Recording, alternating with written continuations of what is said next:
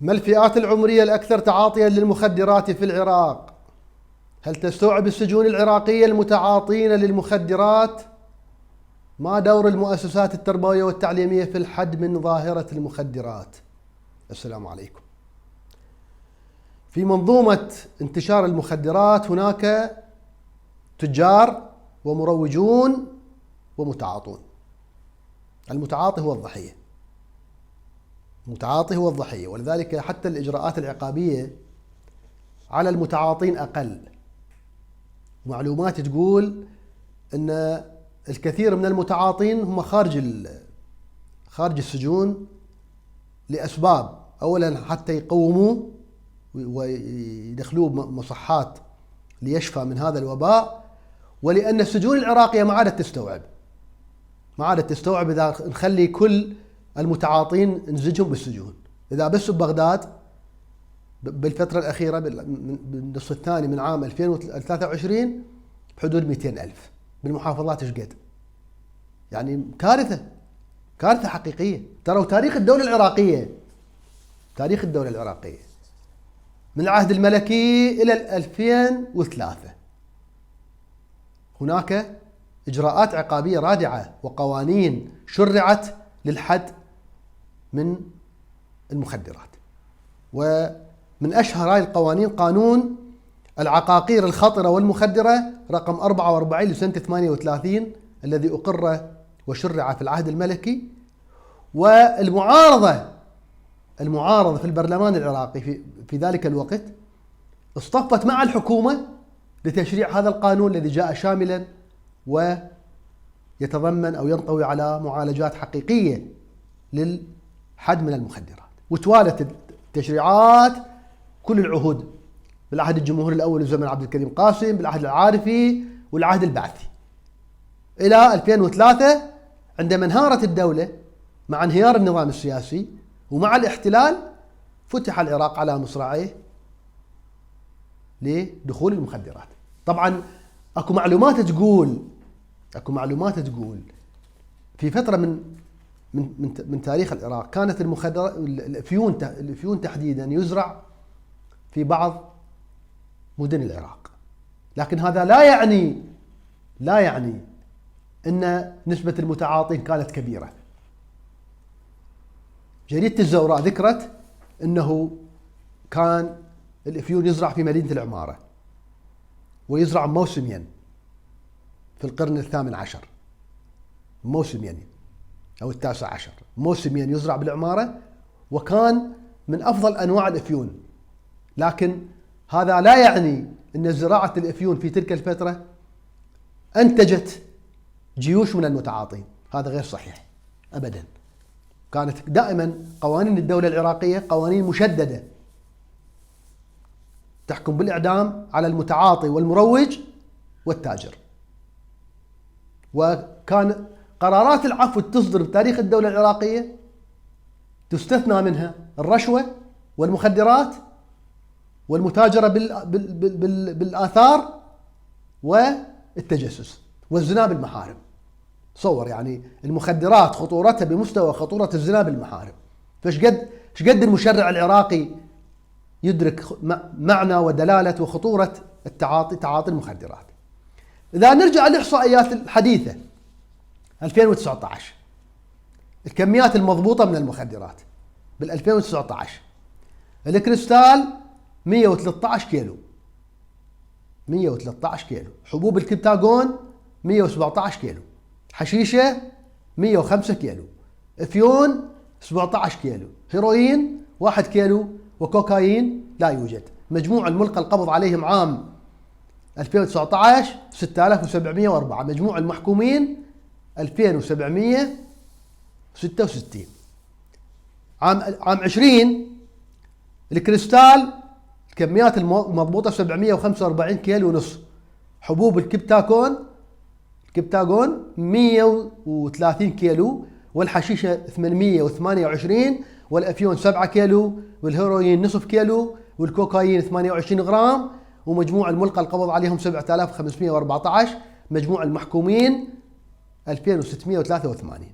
بال21 الكريستال الكمية المضبوطة 264 كيلو زادت. تشوفون نسبة تزيد 264 لأنه المتابعة زادت، لأنه المثابرة والملاحقة وتشكيل فرق عمل في بغداد والمحافظات زادت. فالكريستال 264 كيلو، وحبوب الكبتاغون 273 كيلو، والحشيشة 196 كيلو، والهيروين 16 كيلو، والكوكايين 105 كيلو، والمجموع 765 كيلو غرام. مجموع الملقى القبض عليهم قرابة 13,000. مجموع المحكومين 6,500. المحكومين بالمؤبد 97. المحكومين بالإعدام 2. عدد المتهمين حسب الجنس والعمر: الذكور من الأحداث دون 18 سنة، من الأحداث 265 شخص، شوف ايش قد خطيرة. ومن البالغين 12,384. الأناث من الأحداث يعني بنات دون 18 دون 15 22، والبالغات 151. يعني وين وصلنا؟ بنات، يعني بنات دون سن 18 يتعاطى المخدرات. ب 22 الكريستال 402 كيلو، الكبتاغون 888 كيلو، الحشيشة 72 كيلو، الأفيون 16 كيلو، الهيروين 180 كيلو، والكوكايين 20 غرام. المجموع 1 طن و200 و380 كيلو. ما شاء الله. بالأطنان هاي مو طماطة ولا حنطة ولا رز، مخدرات. مجموع الملقى القبض عليهم قرابة 17,000 متهم. مجموع المحكومين 8,000 بين تاجر ومروج ومتعاطي. المحكومين بالمؤبد 117، بالإعدام 3. المتهمين حسب الجنس: الذكور من الأحداث اللي دون 18 498، البالغين 16,094، الأناث الأحداث 23، البالغات 236. ما شاء الله. حتى النساء. المتهمون حسب المهن 428 موظف، 1682 عسكري، 192 طالب يعني معناها متوسطة وإعدادية، و 14,549 كاسب. خوش. ب 23 مجموع الملقى القبض عليهم أكثر من 15,000. منهم محكومين 9,500، المحكومين بالمؤبد 331، المحكومين بالإعدام 51. مجموع الكميات المضبوطة 4 طن و100 أنبولة ترامادول. الترامادول هاي مادة مخدرة بوزارة الصحة عام 2024، وزارة الصحة أدرجتها ضمن المخدرات الممنوع تعاطيها. زين. المتهمون حسب الجنس: ذكور أحداث 288، ذكور بالغين 14,488، أناث أحداث 16، أناث بالغات 251. المتهمون حسب المهن: 433 موظف، 1424 عسكري، 127 طالب، و13,100 كاسب. المتهمون حسب الأعمار، هاي مهمة. أقل من 18 سنة هاي عام 24، من 21 ل 24. المتهمون حسب الأعمار أقل من 18 سنة 287 متهم. من 18 إلى 30 6,699 متهم. من 31 إلى 40 4,271. من 41 إلى 50 2000. من 61 صعودا 48. عام 22 من 18 سنة، أقل من 18 سنة 521 زادت. من 18 إلى 30 9,353. من 31 إلى 40 5,271. من 40 إلى 50 1,494. من 50 إلى 60 233. يعني هاي النسب تزيد، معناها الأعمار كلها، معناها من أحداث وشباب وصبية وكبار وكهول. هذا شلون وباء؟ يعني شنو من 60 إلى أكثر من 60 سنة إلى 70 سنة يتعاطون؟ شنو موظفين؟ زين شلون العسكريين يتعاطون؟ العسكريين مش يعني المقصود عسكر شرطة وجهات أمنية وجيش، شلون ذولا يتعاطون؟ يعني وين مؤسساتهم عنهم؟ وين الرقابة عنهم؟ وين القوانين العسكرية والأمنية عنهم؟ هسه قد ما تكون الأرقام كبيرة بالأجهزة الأمنية والجيش، بس موجودة. هاي الخطورة، هاي موجودة. السؤال وين الجامعات؟ اكو بالجامعات مراكز بحوث لمعالجة المخدرات؟ يعني مو المفروض معالجة المخدرات مادة تدخل بالمناهج؟ مثل ما كانت الثقافة القومية تدخل مادة بالمناهج يثقفون بها بالفكر القومي، والآن اكو مواد إسلامية تدخل بالمناهج. هسه على أهميتها، لكن أعتقد تخصيص محاضرات لمكافأة لتثقيف الطلبة في الجامعات والمعاهد والثانويات والمتوسطة حتى بأخطار المخدرات مادة مطلوبة لتحصين ذول الشباب. ذول لازم يتحصنون، لازم يتحصنون. احنا في بيئة خطيرة الآن، البيئة ملغومة الآن، حصانة الشاب ضعيفة أمام المغريات.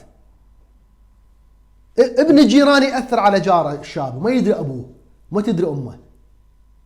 لذلك مطلوب تحصين المجتمع وتحصين هذا الجيل والأجيال اللاحقة، لأن من تحصن الجيل اللي يجي بعده يكون محصن طبيعيا بشكل طبيعي. احنا جيلنا والجيل اللي بعدنا واللي بعدنا ما عندنا هاي الظاهرة، ما نعرفها أصلا، ما نعرفها. اللي درسوا بالسبعينات والثمانينات والتسعينات بالجامعات العراقية ما يعرفون هاي الظاهرة إطلاقا، ما سامعين بيها. بل لا أكاد أجزم لا يوجد متعاطي للمخدرات في تلك الفترة ضمن هذه الأجيال التي مرت بتاريخ الدولة العراقية في الجامعات على الإطلاق. نسمع بيها بس ماكو، مستحيل أكو شاب يتعاطى المخدرات. ثم بالمساجد والحسينيات ما تحتاج هاي الظاهرة محاضرات؟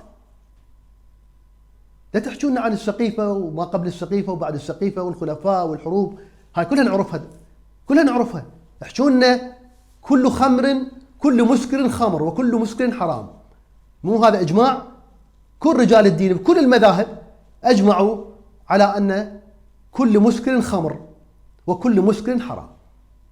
هو شنو الخمر؟ الذي يخامر العقل ويغيبه. أكثر من المخدرات تخامر العقل؟ أكثر من المخدرات تؤثر على الشاب وتؤثر على الإنسان وتفقد توازنه. ولازم يكون الجميع معنيون، الجميع مسؤولون عن هاي القضية. ما لها علاقة طائفة ومذهب وجنوب وشمال ومنطقة غربية، لا. هذا فيروس من ينتشر بمنطقة ينتشر بسهولة. العدوى سهلة لأن الإغراء سهل. الجهات الأمنية والتنفيذية وحدها ما تكفي ترى. الجهات التنفيذية وحدها ما تكفي. الجهات الأمنية ما تكفي. وزارة الداخلية بإمكانياتها ما تكفي. وال16 مصح ما يكفون. يعني ايش قد عندنا الآن بالعراق عندهم أكثر من 200 و300 مليون دولار؟ ايش قد؟ إذا ذاك اليوم واحد يقول المليارديرية تعدوا ل 30 اللي عندهم أكثر من مليار دولار. فمن ذولا اللي عندهم 200 و300 مليون 400 مليون من يتبرع له ب7 مليارات دينار يبني له مصح وعائداته إله، وخلي بدل من 16 مصح خلي يصير عنده 16 100 مصح بالعراق، خلي يصير 100 مصح بالعراق، وسمي باسمك باسم ابنك، سمي باسم ابنك ما حد يمنعك، باسم عشيرتك ما حد يمنعك. اعتبرها زكاة. سووا لنا 100 مصح. وحتى الجهات الدينية العتبات وغيرها والأحزاب، يا أخي أنتم الأحزاب اللي عندكم فلوس عندكم دوائر اقتصادية، سووا مصحات لمكافحة المخدرات. أنتم سبب في مجيئها. أنتم من أدرتوا الدولة كنتوا سبب في تفشي هذه الظاهرة، لأن أدرتوا الدولة خطأ. أدرتوا الدولة خطأ، فصحوا هذا الخطأ من خلال التضحية بالمال. ومو تضحية، هي تبني مصالح إرادة إلك بالأخير، راح تنقذ شباب، تنقذ المجتمع، تنقذ الأجيال من هذا الوباء، وأنت مسجل مجد إلك ولعائلتك ولحزبك ولعشيرتك ولمعتقدك ولمذهبك. اعتبروا حسن الزيدي قدوة بهذا المجال، وخليه يجي غير حسن الزيدي. أصحاب المصارف الآن ببغداد اللي عندهم ما شاء الله ثراء مبالغ طائلة، خلي يبادرون هاي المبادرة، خلي يساعدون الدولة اللي الآن عاجزة عن بناء المزيد من المصحات، وعاجزة عن ملاحقة هذا العدد الكبير من المتعاطين والمروجين والتجار. السلام عليكم ورحمة الله وبركاته.